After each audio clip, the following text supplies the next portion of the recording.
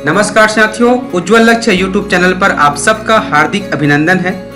साथियों, आज हम आपके बीच एक ऐसे टॉपिक को लेकर आ रहे हैं जो केवल 6वीं कक्षा में ही नहीं, हर कक्षा में उसका उपयोग होता है।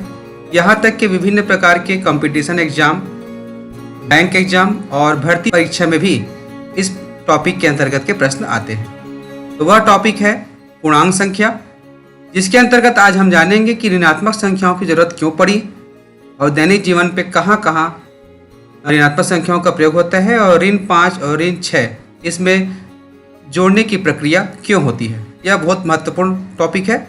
आप अंत तक इसको जुड़े रहें और बिल्कुल समझें। आप हमसे जुड़िए, इसके लिए आप हमको व्हाट्सअप कर सकते हैं और साथ ही हमारे इस चैनल को सब्सक्राइब लाइव करके भी आप हमसे जुड़ सकते हैं। लीजिए अपना क्लास शुरू करते हैं। पिछले वीडियो में हमने सीखा था कि प्राकृत संख्या क्या होता है और पूर्ण संख्या किसे कहते हैं। प्राकृत संख्या का प्रारंभ 1 से होता है और पूर्ण संख्या 0 से प्रारंभ होता है और दोनों संख्याएं अनंत तक जाते हैं। एक उदाहरण देखते हैं जिसका ऐसे समस्या का सामना हम लोगों को आए दिन करना पड़ता है और उसका समाधान भी हमारे पास रहता है। उसका गणित में क्या उपयोग है उसको देखते हैं। आपके पास 20 रुपये हैं, आप 20 रुपये लेकर के बाजार गए और वहाँ से आपको स्टेशनरी शॉप से एक कॉपी, एक पेंसिल और एक रबड़ खरीदनी है। जब आप शॉप में गए, दुकान पे गए, तो दुकानदार ने कहा कि कॉपी की कीमत 15 रुपये है, पेंसिल 4 रुपये में आएगा और रबड़ 3 रुपये में। अब आपने अपने पास जो पैसा है उसके अनुसार से हिसाब लगाए और 19 रुपये का सामान, एक कॉपी और एक पेंसिल खरीदा। इस प्रकार आपके पास 1 रुपये बचा। इस उदाहरण में हमने जितने भी संख्या का प्रयोग किए हैं उन सभी संख्या को दर्शाने के लिए पूर्ण संख्या के समूह में कोई ना कोई संकेत अवश्य है। अब आपकी खरीदारी पूरी नहीं हुई है, आपने सोचा कि रबड़ को भी खरीद लूं। आपने दुकानदार से बात किया कि भाई मेरे पास 1 रुपये है और बाकी पैसे मैं बाद में दूंगा। इस प्रकार दुकानदार भी मान गए और आपने उसको 1 रुपये दिए। इस प्रकार दुकान से आप पूरे 22 रुपये की खरीदारी की और उसके बदले में आप उसे 20 रुपये दिए। तो अब आप क्या बता सकते हैं कि आपके पास कितने रुपए बचे? 0 रुपये बचे? नहीं, 0 रुपये आपके पास नहीं बचे हैं, आपके पास 0 से भी कम बचे हैं। 0 रुपये तब होता जब आपकी देनदारी नहीं होती। अभी आपको उसको 2 रुपये देना बचा है, तो उस 2 रुपये के लिए हम यहाँ पे किसे प्रयोग करेंगे? 2 को करेंगे। तो हम तो संख्या रेखा में सीखे हैं कि अगर यहाँ पे 2 है तो 0 से बड़ा है, लेकिन आपके पास तो 0 से कम राशि है, तो उसको हम कहाँ पे दर्शाएं? इस समस्या को समझने के लिए इस संख्या रेखा पर फिर से जाते हैं।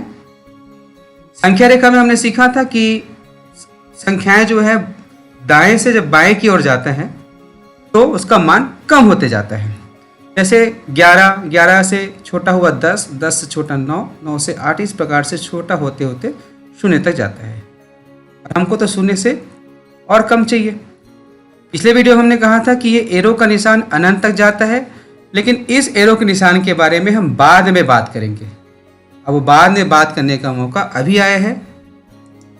तो संख्या रेखा में 0 पे स्टॉप नहीं होता, 0 से भी छोटी संख्याओं के लिए संख्या रेखा में स्थान होता है और वह छोटी संख्या है ऋण 1, ऋण 2, ऋण 3, ऋण 4, ऋण 5, ऋण 6 और इस प्रकार से अनंत तक आगे बढ़ता है। अब यहाँ पे एक नया समूह बना जिसमें 0 भी शामिल है, धनात्मक संख्या 1, 2, 3, 4, 5, 6 भी और उसके अनंत तक भी शामिल है और 0 के इस तरफ ऋण 1, ऋण 2, ऋण 3 अनंत तक की भी शामिल है। संख्या के इस पूरे समूह को पूर्णांक संख्या कहते हैं, जिसे अंग्रेजी में इंटीजर कहते हैं और इसको आई से प्रदर्शित करते हैं। अब आप समझ ही गए होंगे कि जो पिछले आपने खरीदारी किया था, कितना रुपए बचे, इस प्रश्न पे हम रुके हुए थे, तो उसका उत्तर ऋण 2 रुपये होगा। इस प्रकार पिछले वीडियो और अभी के वीडियो के आधार पर हम सार रूप में लिखा सकते हैं कि प्राकृत संख्या n 1 से शुरू होती है। जब उसमें हम 0 को शामिल कर देते हैं तो यह संख्या w अर्थात पूर्ण संख्या बन जाता है और संख्या के इस समूह में यदि हम ऋणात्मक संख्याओं को भी शामिल कर दें तो इस नए समूह का नाम होता है इंटीजर्स नंबर्स अर्थात पूर्णांक संख्याएं, जिसको आई से प्रदर्शित करते हैं। अब जानते हैं कि हम अपने दैनिक जीवन में कहाँ कहाँ ऋणात्मक संख्याओं का प्रयोग करते हैं। आप कभी मॉल अवश्य गए होंगे या हॉस्पिटल गए होंगे तो वहाँ पे एक फ्लोर से दूसरे फ्लोर पर चढ़ने और उतरने के लिए लिफ्ट लगा होता है। और हॉस्पिटल या इस बड़े बड़े मॉल बिल्डिंग में ज़मीन के नीचे भी मकान रहते हैं, कमरे रहते हैं, जिसको तलघर कहा जाता है। तो जो फ्लोर ज़मीन के समानांतर है उसको जीरो माना जाता है, और अगर हमको ज़मीन के नीचे की ओर जाना है तो ऋण 1, ऋण 2 इस प्रकार के बटन को हमको दबाना पड़ता है, और जैसे हम ऋण 1 को दबाते हैं तो लिफ्ट जो है नीचे की ओर जाता है। इस प्रकार से वहाँ भी ऋणात्मक संख्याओं का प्रयोग होता है। आप हॉस्पिटल में या आपके लैब में देखे होंगे कि यह एक पारा का चित्र है, जिसमें शून्य से बड़ी संख्या ऊपर की ओर है और शून्य से छोटी संख्या नीचे की ओर है। यहाँ भी हम ऋणात्मक संख्या का प्रयोग करते हैं। टीवी, समाचार पत्रों, न्यूज, विभिन्न माध्यम से आप यह समाचार तो अवश्य सुनते होंगे कि ठंडी प्रदेश में ठंड के मौसम में बर्फ की पहाड़ जम जाती है और वहाँ का तापमान ऋणात्मक हो गए हैं, माइनस में हो गए हैं। यहाँ भी ऋणात्मक का प्रयोग, ऐसे बहुत से उदाहरण हैं। और इन उदाहरणों के साथ साथ हमें ऋणात्मक संख्याओं में भी हिसाब किताब लेन देन करने की जरूरत पड़ती है। अब हम पूर्णांकों पर संक्रियाएं सीखते हैं। एक उदाहरण और लीजिए। आपके पास 5 रुपये है और किसी अन्य स्रोत से आपको 6 रुपये और मिल गए। पहले 5 रुपये थे, फिर 6 रुपये और आए, तो आपके पास कितने रुपये होंगे? बिल्कुल सही, 11 रुपये। ये एक सामान्य प्रक्रिया है जो हम रोज करते हैं। अब इसको गणित के रूप में लिखना है तो हमारे पास 5 रुपये थे, 6 रुपये और आए, दोनों के बीच हमने जोड़ना का कार्य किया, जोड़े तो हमें 11 रुपये मिला। यहाँ 5 एक पूर्णांक संख्या है, 6 भी पूर्णांक संख्या है, और दोनों को जोड़ने के बाद जो योगफल मिला वो भी पूर्णांक संख्या ही है। दूसरा उदाहरण लेते हैं। आपके पास 5 रुपये है, आपने किसी सामान, उस पैसे से कोई सामान खरीदे और 3 रुपये खर्च कर दिए, तो आपके पास कितने रुपये बचेंगे? अब सही बात है, आपने सही बताया, आपके पास 2 रुपये बचेंगे। तो यहाँ उसको कैसे लिखेंगे? 5 ऋण 3 बराबर 2। यहाँ पे जो ऋण का चिन्ह है वो इन संख्याओं का चिन्ह नहीं है, ये दोनों के बीच में होने वाली प्रक्रिया का चिन्ह है कि 3 रुपया इसमें कम हुआ, 2 रुपये बचा। यहाँ धन, ये पूर्णांक है, 5 और 3 दोनों के बीच में जब हम घटाने की प्रक्रिया किए तो जो उत्तर आया है वो भी पूर्णांक ही है। अब एक तीसरा उदाहरण लेते हैं। अब आपके पास ऋण 5 रुपये है। ऋण 5 का अर्थ आप समझ गए होंगे। आपके पास शून्य से भी कम मात्रा में पास रुपये हैं। हो सकता है आपको किसी को देना बचा हो। इस स्थिति में भी आपने किसी अन्य व्यक्ति से 3 रुपये और उधार ले लिए, -3 रुपये और, तो आपकी देनदारी बढ़ी कि घटी? निश्चित तौर पे आपकी देनदारी बढ़ गई। जो पहले 5 रुपये की देनदारी थी वो अब बढ़ के हो गई 8 रुपये की देनदारी हो गई, अर्थात -8 रुपये, ऋण 8 रुपये। तो इसको गणित में कैसे दिखाएं? यहां पे ऋण 5 धन ऋण 3 है, अर्थात ऋण 5 आपके पास पहले से था, ऋण 3 आपके पास और बढ़ गया क्योंकि देनदारी बढ़ी है, इसलिए यहाँ पे जोड़ना का चिन्ह हुआ। ये धन और ऋण को एक साथ लिखा गया, बीच में कोष्टक रखा गया है। इसका एक कारण है, दोनों को अलग अलग दिखाने के लिए। और जब हम इस कोष्टक से इस चिन्ह को बाहर निकालते हैं तो एक नियमावली यहाँ पे काम करती है। ऋण और धन रहता है तो जो कोष्टक से बाहर संख्या निकलती है वो चिन्ह भी ऋण हो जाता है। यदि यहाँ पे ऋण है और अंदर पे धन है तो भी जब बाहर निकलेगा तो भी ऋण होगा, और यहाँ धन और अंदर पे भी धन है तो यहाँ पे धन होगा, और ऋण होगा कोष्टक के अंदर और कोष्टक के बाहर भी ऋण होगा तो इस स्थान पर भी धन होगा। चिन्ह की गुणा भाग की प्रक्रिया के लिए एक अलग वीडियो आपके लिए जारी किया जाएगा, वेट कीजिए। अब हम यहाँ पे आते हैं तो हमने पहले ही बता दिए थे कि हमारी देनदारी जो है ऋण 8 रुपये होगा।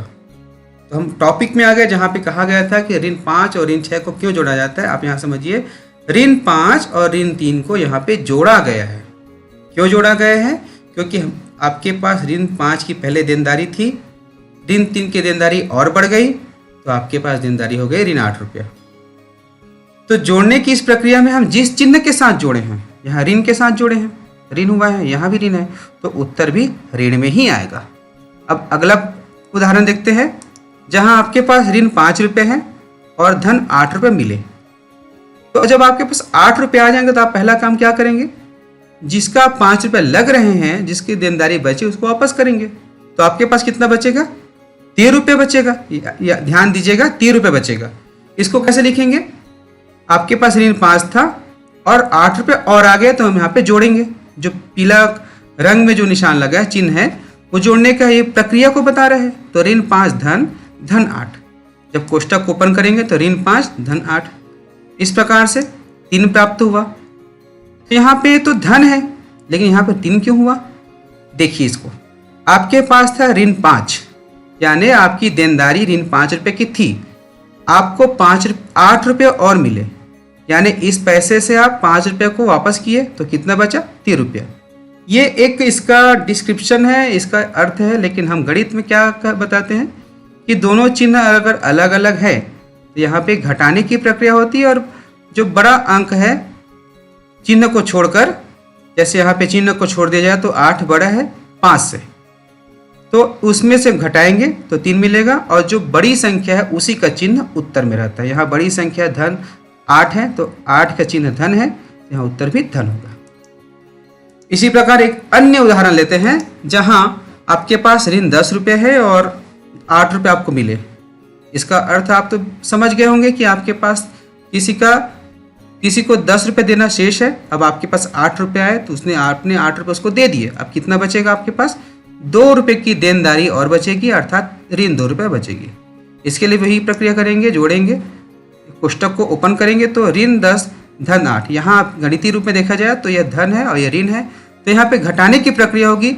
चिन्ह को छोड़ के दिया जाए तो 10 8 से बड़ी है तो उत्तर आएगा 2, और बड़ी संख्या का चिन्ह जो है ऋण है, इसलिए उत्तर भी ऋण में आएगा। इस प्रकार विभिन्न उदाहरणों से हमने इस बात पर सार रूप में पहुंचे कि यदि जोड़ की प्रक्रिया में या पूर्णांक की संक्रिया में दोनों पूर्णांक अगर एक ही चिन्ह का है, समान चिन्ह का है, तो वहां पे जोड़ने की प्रक्रिया होती है, लेकिन उत्तर का चिन्ह वही होता है जिस चिन्ह में संख्याओं को जोड़ा गया। जैसे यहाँ पे धन में जोड़ा गया तो उत्तर धन में है, यहाँ पे ऋण में जोड़ा गया तो यहाँ पे ऋण में है। इसी प्रकार जब चिन्ह असमान होते हैं तो वहाँ पे घटाने की प्रक्रिया होती है, और बड़ी राशि का जो चिन्ह होता है वही चिन्ह उत्तर का होता है। जैसे यहाँ पे 5 बड़ी राशि है जिसका चिन्ह धन है तो उत्तर भी धन हुआ, यहाँ ऋण है उत्तर भी ऋण हुआ, लेकिन यहाँ ऋण 5 और धन 7 है तो बिना चिन्ह के 7 जो है 5 से बड़े हैं तो उत्तर होगा 2, यह धनात्मक में। ऐसे बहुत से प्रश्न आपके पाठ्य पुस्तक में है। इन प्रश्नों को आपको अभ्यास करना है, और विश्वास है कि इस वीडियो के बाद आप इसको अवश्य हल कर पाएंगे।